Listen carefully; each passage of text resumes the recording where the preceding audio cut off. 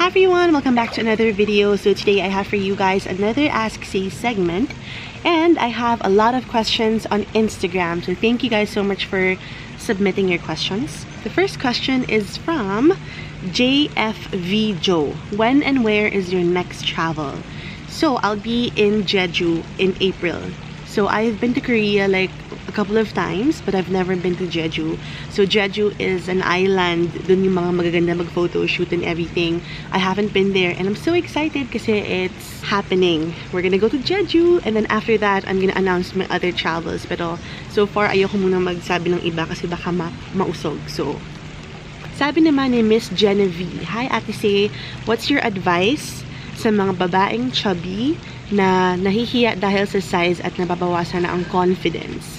I've had a lot of girls message me on how to become more confident in like flaunting your flaws or whatever kapag naka-bathing suit, lalo na summer, diba? I'm sure everyone knows na in the Philippines, it's super difficult kasi lahat ng tao pinapakialaman ang ibang tao. Pero I only have something short to say. Life is too short to think about what other people will say. So, malay mo bukas, tapos na yung buhay mo. And then, you don't wanna be like regretting na, ay, shock, sana kahapon nag-swimsuit ako. Alam mo yung ganun. So, I think if you have that mindset na life is too short to give a damn about what people say, you're just not gonna care. As in, girl, do your own thing. And what's super important lang naman is how you feel about yourself and not how you feel about what other people think of you. Gets mo yun? So, yun. Life is short, girl. You better start wearing those bikinis and just be happy. And there's always a lot of room for improvement. So if ever you feel na, okay, may bilbil, lahat tayo may bilbil, ako may bilbil ako, may flabby arms, you can improve on that. So you can work out, you can do stuff that can improve yourself. So alam mo yun, there's a lot of room for improvements. Kahit yung mga taong super duper sexy na, meron pa rin silang room for improvement. So yun lang, isipin mo lang na it's too short, life is too short to not do the things that you want to do. So go for it and just follow your heart. Sabi ni Pink K Salt, are you health conscious about the types of food you eat? Because I love food, but I guess into healthy and lots of meats like steak. So I don't really follow any diet, but I see to it that I don't drink sugary drinks. So I don't drink soft drinks. Most of the time talaga I don't drink soft drinks kasi super sama. Like sugar is super bad for you. But I know PMS times, I want salty, I want sweet, ganyan. Pero you can train your body into not craving those things. And it's all about your mindset. It's all about choosing to get the healthier option. And I know it's difficult. Ako hindi mo perfect na lahat kinakain ko. You know, I'm not perfect at all. So it's just a matter of training yourself. It's the golden hour, guys. Look at this. It's so pretty. I love it.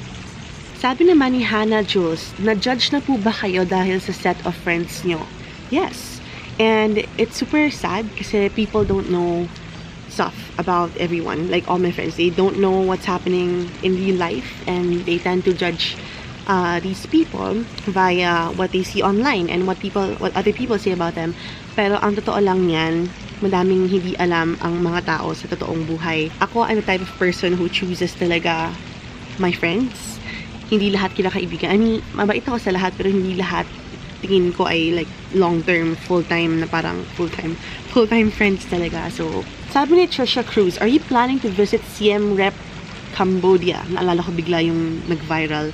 Anyway, yes, I'm planning to visit maybe this year. Or not, if not this year, next year. Kasi wala akong plans for Cambodia this year. Osman Hayina, hello Ate Say, kailan niyo po balak bumili ng sariling bahay?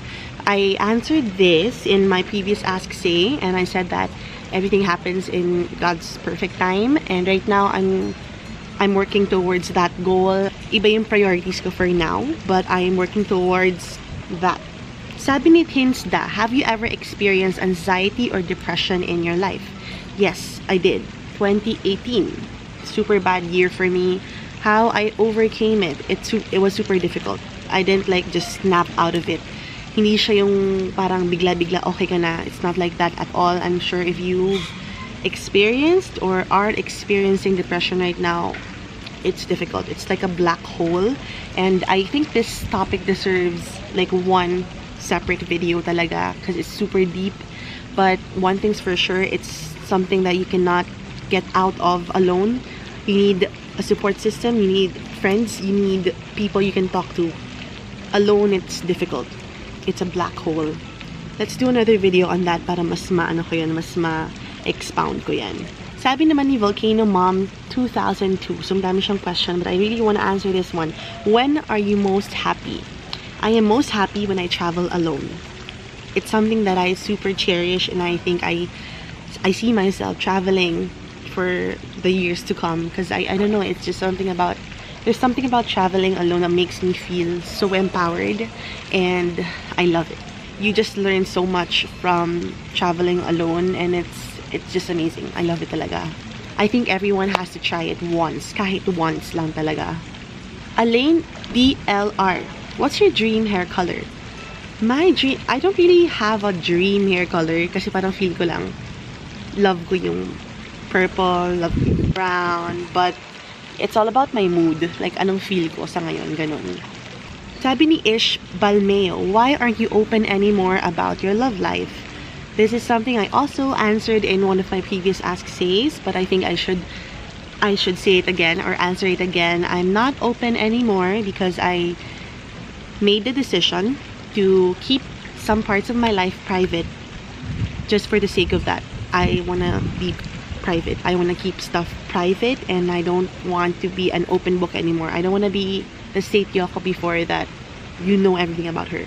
Gusto ko may secret na, and I hope you respect that. It actually feels nice to have something na hindi alam ng tao or something like that, or private. So yeah, I just hope you respect that, and I'm just happier now. Sabi ni Keith Rain, kamusta po yung vision ninyo ngayon na matagal na po yung LASIK surgery ninyo? So it's been over a year, yung LASIK ko over a year na. Ang ganda. Okay pa rin yung vision ko. So I'm super duper loving LASIK surgery. It's one of my best decisions ever. And again, I'll do a video on that, an updated parang what's happening now video, ganyan.